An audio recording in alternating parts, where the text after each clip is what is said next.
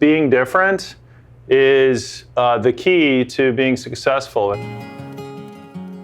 We had the issues of being able to find reliable employees that are entrenched and living in the community. I got to know that they are looking for summer staff. I asked David Gunn, do you want to come with me? David, of course, was a wonderful fan of our business already. David's wardrobe consists largely of Big Spruce t-shirts. First day, we were just trying to learn David's signs. I went with him for 3 times. They wanted to learn how to communicate with David. We had taken photos of him doing different tasks, and then he had them printed in a little book that he carried in his pocket. And so when we wanted to ask him to do something, we'd point to his pocket and he'd take his book out and we'd point to the picture of the thing that he wanted to do. I think by the 3rd week, we were communicating with him well enough that he was just here on his own. He takes his job very seriously. Does a lot of cleaning work, and also when we're packaging, we need to construct boxes and put labels on the boxes, and he'll do that for us too. It's much cleaner since David's been working there, yes. Big Spruce is not doing David any favors. He is working hard and they are paying him for the work that he does. So as a practical solution to needs that we had, his value is excellent because he's been both really great at contributing to the needs around our business, and he's been a wonderful spirit to have involved with our team.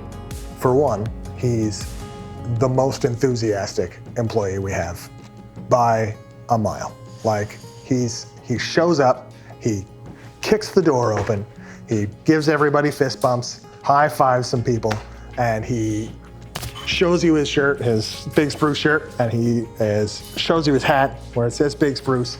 David Gunn's enthusiasm is infectious. Like, you can't be around David and be in a bad mood at the same time. It's just impossible.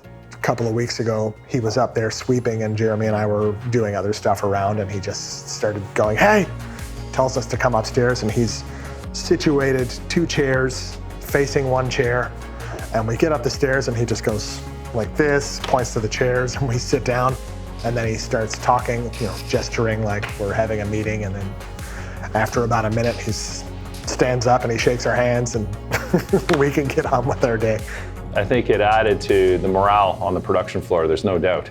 I think one of the great functions of L'Arche is to help expose people to folks with disabilities and to people's gifts, to try to reduce how much fear there might be out there that can be a barrier to things like fair employment. An awareness of just how abled someone who's technically in society considered disabled is an important realization for a team. It certainly has given us pause to sort of think about our workplace, our relationships as a group in a very positive way. If you can show as an employer that you're committed enough to diversity, equity, inclusion, accessibility, to employ people with disabilities, that really shows that you're following through your values with action. And I think that's the work of any good advocate, isn't it? It's to disrupt the system. And I think that the story of David at Big Spruce is a good example of that.